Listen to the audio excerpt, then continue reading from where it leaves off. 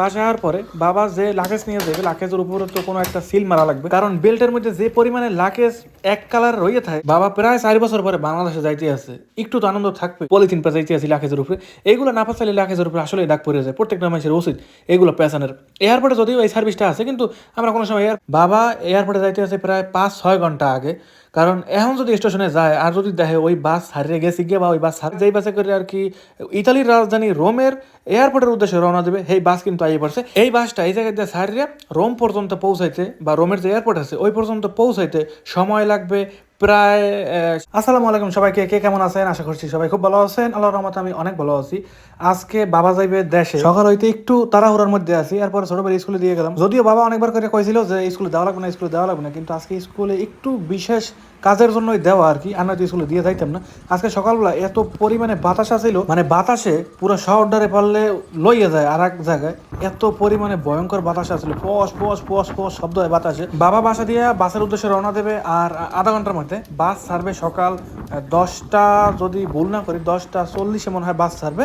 বাবা বাসা থেকে বাইরে যাবে 10টা 15-20-এর মধ্যেই। আমাদের বাসা থেকে বাস স্টেশন খুব বেশি একটা দূরে না, যদি গাড়িতে যাওয়া হয়।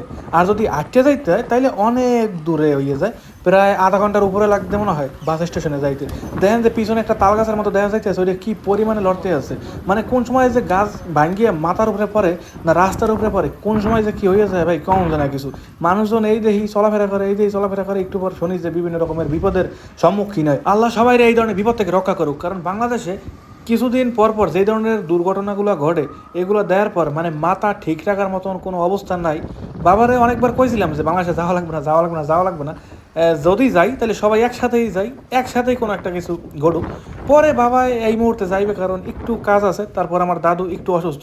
চাইছিলাম আমরা সবাই আসলে এই দিনটাতেই যাবো, কিন্তু চারিদিকের পরিস্থিতি মিলেই আসলে মানে ঠিক করতে পারলাম না যে এই দিনগুলোতে দেশে যাবো। তবে আমরা খুব শীঘ্রই যদি আল্লাহ নেয় তাইলে যাওয়ার ইচ্ছা আছে। যদি আল্লাহ নিয়ে পৌঁছায় তাইলে বাংলাদেশ দেখবো, সম্ভবত নভেম্বর-ডিসেম্বরের দিক দিয়ে স্বপ্নের দেশ দেখা হইতে পারে। স্বপ্নের দেশই তো বলা যায়। যারা দেশের বাহিরে থাকে তাদের কাছে স্বপ্নের দেশ বাংলাদেশ, আর যারা বাংলাদেশে থাকে তাদের কাছে স্বপ্নের দেশ হলো বিভিন্ন রকমের দেশ, হইতে পারে ইউরোপ, হইতে পারে আমেরিকা। যাই হোক দর্শক, আমাদের বাসার সামনে বিশাল একটা টাওয়ার আছে। আমি জানি না এই টাওয়ারটা কোনো সিমের টাওয়ার কিনা। টাওয়ারের লগে বাতাস এত জোরে ধাক্কা খাইতে আছে, টাওয়ারটা পুরো কাঁপতে আছে। আর টাওয়ারের উপরে বিশাল বিশাল ডোলের মতন জানি কি আছে, ওরে বাবা, ওইগুলো দেখে খালি শব্দ হইতে আছে, শব্দ হইতে আছে, কাঁপতে আছে, কাঁপতে আছে। কত বড় টাওয়ারটা! মাঝে মাঝে কিছু কিছু মানুষ ওই জায়গায় ওঠে আবার কাজ করতে। হ্যাঁ, ওদিকে চাইয়ে চাইয়ে কই কেমনে হেরা এই উপরে উঠে কাজ করে। আমি তো নিচ দিয়ে উপরের দিকে চাইয়েই পুরো অবাক হয়ে যাই। বাসার সামনে যত গাছ আছে মানুষের, এই গাছগুলো পুরো লাড়াচাড়া শুরু করে দিয়েছে। যাক, অনেক রকমের খারাপ আবহাওয়া দেখে বাসায় এলাম। বাসায় আসার পরে বাবা যে লাকেজ নিয়ে যাবে লাকেজের উপরে তো কোনো একটা সিল মারা লাগবে, কারণ বেল্টের মধ্যে যে পরিমাণে লাকেজ এক কালার রয়ে থাকে, ওইগুলোর মধ্যে একটা লাকেজ খুঁজতে বের করা খুবই কষ্টের। অনেক সময় দেখা যায় লাকেজ আহে না, লাকেজ আহে না। আবার অনেক সময় দেখা যায় লাকেজ ওই চিপা চাপার মধ্যে পড়ে রয়েছে। লাকেজটারে খুব সহজে যাতে চিনতে পারে, এই কারণে লাকেজের উপরে একটা নাম আর একটা ফোন নাম্বার প্রিন্ট দিয়ে দিছি। প্রিন্ট হইয়া বাইরে হইতেছে, আর মনে হয় কয়েক মিনিট সময় লাগতে পারে। একদম বড় বড় অক্ষর করে তারপর জিনিসগুলোর প্রিন্ট করতে আছি, যাতে করে খুব সহজেই মানুষ চিনে তারপরে যাতে বাইর করতে পারে যে এই লাকেজটা আসলে কার। বাবা যাতে দূরত্ব দেখে বুঝতে পারে যে এইটাই আমার লাকেজ। এই কারণে আসলে এই জিনিসগুলো খুবই উপকারী। বাংলাদেশ যে কয়েকবারে ইতালিতে আইছি, প্রত্যেকবারই লাকেজের উপরে কিছু না কিছু দিয়ে রাখছি। কিছু কিছু মানুষ তো আবার লাকেজের উপরে ছবি দিয়ে দেয়, একেবারে বিশাল বিশাল ছবি, দূরত্ব দেখলে কইতে পারবে যে এইটা হেয়ার লাকেজ। আমরা ভাই ছবি টবির মধ্যে যাইনি, নর্মাল একটা নাম আর একটা ফোন নাম্বার দিয়ে দিছি। মোটামুটি এই কইতে গেলে বেশি হয়ে গেছে। এই যে একেবারে বাইরেতে আছে, এত সময় নিতেছে কে বুঝলাম না কিছু। এত সময় একটা কাগজ ফটোকপি করতে নিলে আর কপি করবে কবে? যদিও একটাই কাগজ ফটোকপি করতে আসি, সময় নিলে সমস্যা নেই। এই যে একেবারে প্রিন্ট হয়ে গেছে। এবার এইটা নিয়ে আস্তে করে লাকেজের উপর দিয়ে দিব, তাইলে আসলে ওই যে দর্শক লাকেজের উপরে কিন্তু আইয়া লাগাইয়াও দিছি, একেবারে কস্টিপ দিয়ে লাগাই দিছি। কিন্তু লাকেজের উপরে এখন রশি দিয়ে ভালো করে বাঁধতে হইবে, কারণ এই লাকেজ যদি শক্ত না করি, বিমানে যেই সময় উড়াইবে, যেই সময় লোড করবে আনলোড করবে, ওই সময় লাকেজ এমন তারা ধরে মেলা মারে, ভিতরে যারা চাকরি বাকরি করে, ওরে বাবা, লাকেজ দেখে ওই জায়গায় ঠিক থাকতে পারে, ওই জায়গায় কোনো মানুষ হইলে এ জায়গায় শেষ। মানে এত জোরে কি লেগে এই জিনিসটার ফালানোর দরকার আছে, একটু ধীরে সুস্থে করেন। যাই হোক, এত হাজার হাজার লাকেজ কয়টাই বেহারা ধীরে সুস্থে করবে। এই কারণে এমনভাবে রশি দিয়ে বাঁধিয়ে দিতে আসি, যাতে করিয়া এই জিনিসটা পুরাতনে হালাইলো যাতে কোনো সমস্যা না হয়, যাতে নিচে পড়লে ভিতরের যে জিনিসগুলো আছে ওইগুলো যাতে লাফালাফি ভিতরে বই না করতে পারে বা লড়তে চড়তে না পারে। কারণ ওই ভিতরের যে জিনিসগুলো আছে ওইগুলো যদি লড়িয়ে চড়িয়ে এক জায়গা তো আরেক জায়গায় যায়, তাইলে শেষ, ভিতরে এককালে খিচুড়ি হয়ে যাবে সব। আর যদি সব শক্ত হইয়া থাকে মোটামুটি হালকা পাতলা লড়লে চলে, সমস্যা নেই। এই কারণে আমরা যতবারই আইসি গেছি প্রত্যেকবার এই রশির এই সার্ভিসটা আমরা লইয়ে এলি। বাবা ধীরে ধীরে এককালে শক্ত করে বান্ধে দিতে আছে, আমি এগুলো বান্ধার নিয়ম পরে জানি না। প্রত্যেকবার আমি হেল্পার হিসাবে এই জায়গায় থাকি, মানে আগুই পাশে দিয়ে রশি চিপা চাপা দিয়ে ঢুকে যেমন যেমন কয় ওগুলোই করি। কারণ আমি এই জিনিসটা বানতে গেলে একটু পর সব দেখি আস্তে আস্তে আস্তে আস্তে খুলিয়ে যায়, আমি জানি এরকম করে টান দিতে। এই তো বাবা প্রায় 4 বছর পরে বাংলাদেশে যাইতে আছে, একটু তো আনন্দ থাকবেই, কিন্তু আনন্দটা আরো ভালো লাগবে যদি সবটি মিলে জিললে একলগে যাইতে পারতাম। আর খুবই অল্প দিনের জন্য যাইতে আছে, মানে এত কম সময় আমার মনে হয় না কোনো মানুষ যায়। 2 সপ্তাহের জন্য যাইতে আছে। বিমানে লাগবে যাইতে এইতে মনে হয় 2 দিন, এরপরে যদি বাসে যায় তাহলে খুব তাড়াতাড়ি করে গ্রামের বাড়ি যাইতে পারবে। আর যদি লঞ্চে যায়, লঞ্চে গেলে তো আরও 2 দিন লাগবে আইতে যাইতে। কত যে ঝামেলা! 2 সপ্তাহ ছুটির মধ্যে যদি যাতায়াত পথেই যদি 2-3 দিন যাই গিয়ে দেশে যাই থাকে কি, রেস্ট নেয় কি, ঘুমায় কি, খায় কি। দর্শক এরপর কিন্তু আমরা লাগেজ পেছানোর কাম শুরু করে দিছি। এইগুলারে ইতালিয়ান ভাষায় বলা হয় শেরেফান, না জানো কি এরকম একটা নাম আছে। আর বাংলায় বলতে পারেন প্লাস্টিকের মতো বা পলিথিন পেঁচাইতে আছি লাগেজের উপরে। এইগুলো না পেঁচাইলে লাগেজের উপরে আসলে দাগ পড়ে যায়, প্রত্যেকটা মানুষের উচিত এগুলো পেঁচানোর। এয়ারপোর্টে যদিও এই সার্ভিসটা আছে, কিন্তু আমরা কোনো সময় এয়ারপোর্টে এই সার্ভিসগুলো নেই নি। এগুলো বাসায় সবসময় থাকে, যখনই যাই তখনই আসলে আগে হইতে রেডি করে রাখি যে লাগেজ পেঁচাইতে এই জিনিসগুলো লাগবে।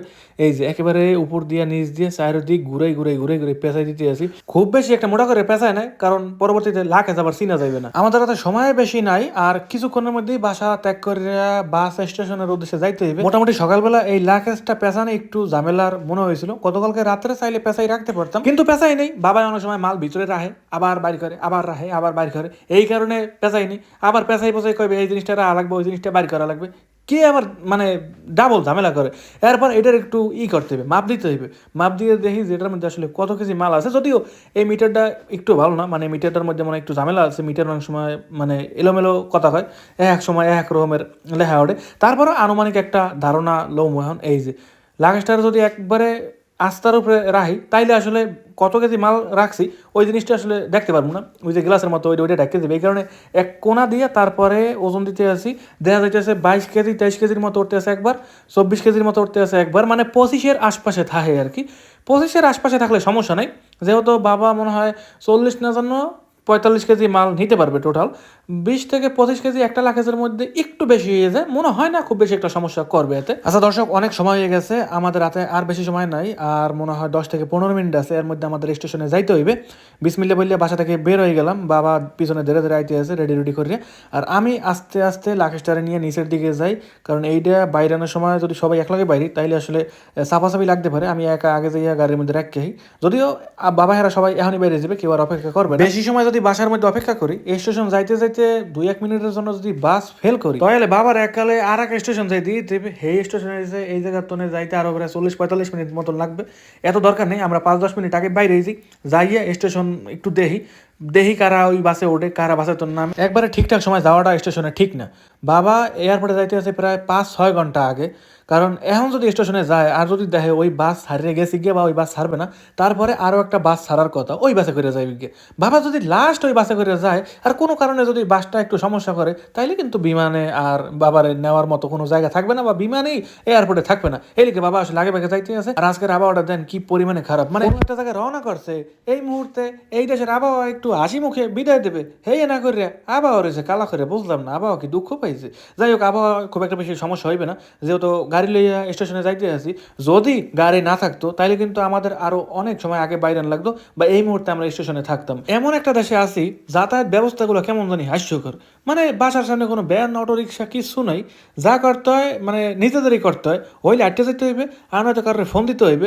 এরকম কোনো সার্ভিস নাই যে বাসার সামনে একটা অটো আছে, ভ্যান আছে, ভাই স্টেশন পর্যন্ত একটু দিয়ে আনদি। এরকম কোনো সিস্টেম এই দেশে এখন পর্যন্ত পাইলাম না, যার কারণে হাজার হাজার মানুষের ভোগান্তির কোনো এইসব দেশে শেষ নাই। আর একটা অপশন আছে, ট্যাক্সি ফোন দেওয়া যায়। মানে ট্যাক্সি ফোন দিলে হেরা আইতে কয়েক ঘন্টা লাগিয়ে যেতে পারে। হের তোন বাবু যাগো গাড়ি নেই, হেরা আটকে গেলে আরো তাড়াতাড়ি যাইতে পারবে, যেমনটা আমরা আগে করতাম। যদি কোনো মানুষের ফোন না দিতাম তাইলে আসলে স্টেশনে যাওয়া বা স্টেশনে বাসায় আসা বা অর্ধেক পথ দিয়ে বাসের তো নামবে, তারপর হাঁটতেই বাসায় আওয়া যাওয়া করতাম। এখন বর্তমানে গাড়ি এসে খুব বেশি একটা কষ্টের সম্মুখীন হইতে হয় না। দর্শক, আমরা একেবারে স্টেশনের সামনে এই পড়ছি। রাস্তাটা পার হইলে ওই পেশে স্টেশন। বাস এখন পর্যন্ত আহে না, মনে করছিলাম বাস মনে হয় আই অপেক্ষা করতে আছে, কিন্তু এখন পর্যন্ত বাসের কোনো চিহ্ন আমরা দেখতে পাইলাম না। তবে আশা করবো আর 2-4 মিনিটের মধ্যে বাস স্টেশনে আইয়ে পড়বে। বাসা দিয়ে লাগেজ রেডি করলাম, বাসা দিয়ে স্টেশন পর্যন্ত আইলাম, লাকেশ লইয়া ঠেলতে আসি, এই স্টেশনে বাসও আইবে, বাবা বিমানে চড়বে, কিন্তু আমি এই জায়গায় পড়িয়ে থাকবো, এই জিনিসটা আসলে কেমন দেখায়।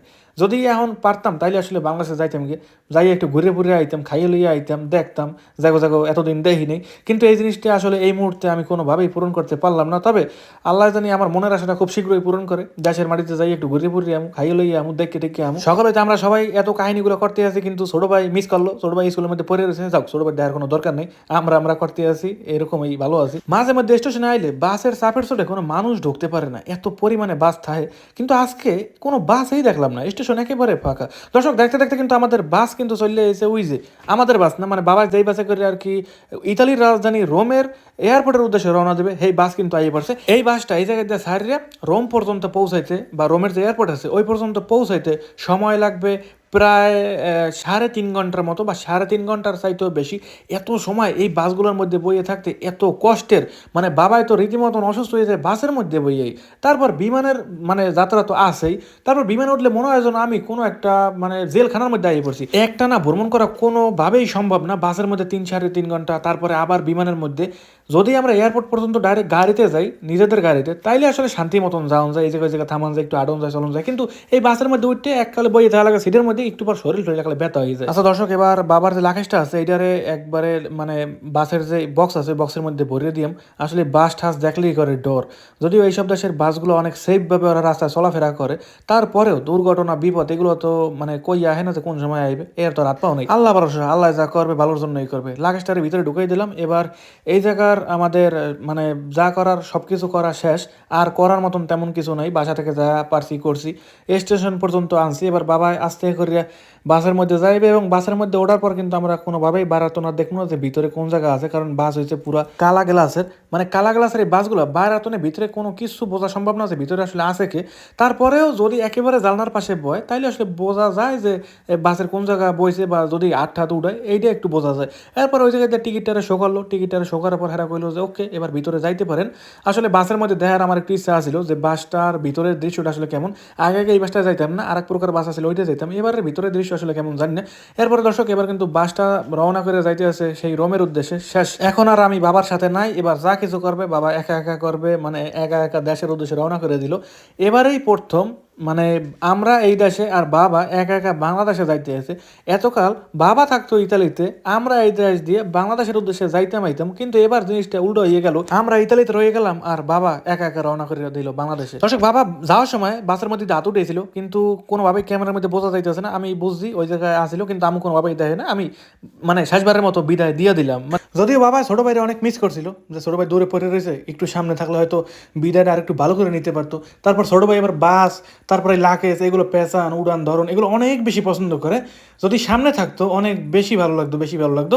যাই হোক, হয়তো আজকে পারে নাই, কোনো একটা ব্যস্ততার কারণে আটকে গেল অনেক দূরে, কিছু করার নাই। সকালবেলা বাবা ছোট ভাইয়ের কাছ থেকে বিদায় নিয়ে নিচ্ছে আগে থেকেই, যে আজকে কিন্তু দুপুরের পর আর দেখা হবে না। যদিও ছোট ভাই খুব সহজে মাইনে নিতে চায় না, তারপর বুঝে টুঝে কইলাম কি আর করার। দর্শক আমাদের যেহেতু কোনো তাড়াহুড়া নাই, এই কারণে আমরা তাড়াতাড়ি করে গাড়িতে চড়িয়ে বাসার উদ্দেশ্যে রওনা করলাম না। আমরা স্টেশনে কয়েক মিনিট অপেক্ষা করবো, বা বলতে পারেন 2-15 মিনিট এই জায়গায় থাকতে পারি, পাশেই ট্রেন স্টেশন। আর এই ট্রেন স্টেশনে অনেক দিন পর আজকে এই জায়গায় আইলাম, যদিও মনটা খুব একটা বেশি ভালো না, মানে যত ঘোরাফেরা করছি সবসময় বাবা যেহেতু আশেপাশেই আসিল, এই কারণে আর কি কোনো জিনিস খালি খালি লাগতে আছে, বা কোনো জিনিস মিস করতে আসি একটা ভাব। এই কারণে ভাবলাম যে এই জায়গায় কয়েক মিনিট থাকবো, তারপর আসলে বাসায় যাবো গিয়ে, কারণ এই মুহূর্তে বাসায় গেলে মন আরও বেশি খারাপ হইতে পারে। এই কারণে স্টেশনের জায়গাতে মনটার একটু শান্তি করে বাবার লগে একটু করে কথাবার্তা কইয়ে তারপরে আসলে বাসার উদ্দেশ্যে রওনা দিলে আমার মনে হয় বেশি ভালো হইবে। দূরে একটা ট্রেন আইতে আছে, ট্রেনটা বারবার করে হর্ন দিতে আছে, মনে হয় আমাদের বুঝাইতে আছে যে আমরা যাতে ওই হলুদ দাগের বাইরে না যাই। আর ট্রেন চালকটা খুবই ভালো আছিল, কয়েকবার করে লাইট জ্বালাইতে আছে, বন্ধ করতে আছে, মানে এইসব দেশে সবচেয়ে বেশি ব্যবহার হয় দূরের কোনো মানুষের, যদি কোনো গাড়ির চালক অথবা বাস ড্রাইভার বলেন, ট্রেনের এই মাস্টার মশাই হ্যাঁ কথাই যদি কন, দূরের মানুষের একটু ভালোবাসা প্রকাশ করে, বাতিটারে চালাইয়া যে কি অবস্থা, কেমন আছো তোমরা, মানে এরকম একটা ভাব প্রকাশ করে। দেখেন এইসব দেশের ট্রেনগুলো কি ফ্রেশ, কি চকচকা, কোনো শব্দ নাই, কোনো আওয়াজ নাই, স্টেশনে কোনো মানুষও নাই।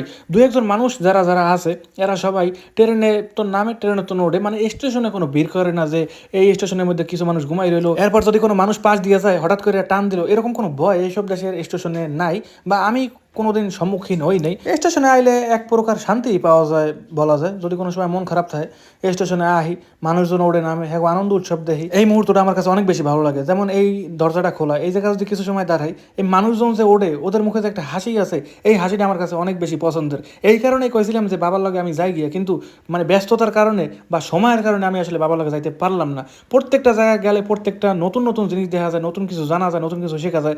যেমন এখন বিমানে যাইতাম, অনেকদিন ধরে বাংলাদেশ ডাইরেক্ট বিমানে চড়ি না, এই ডাইরেক্ট বিমানে চড়ার আমার অনেক ইচ্ছে আছে।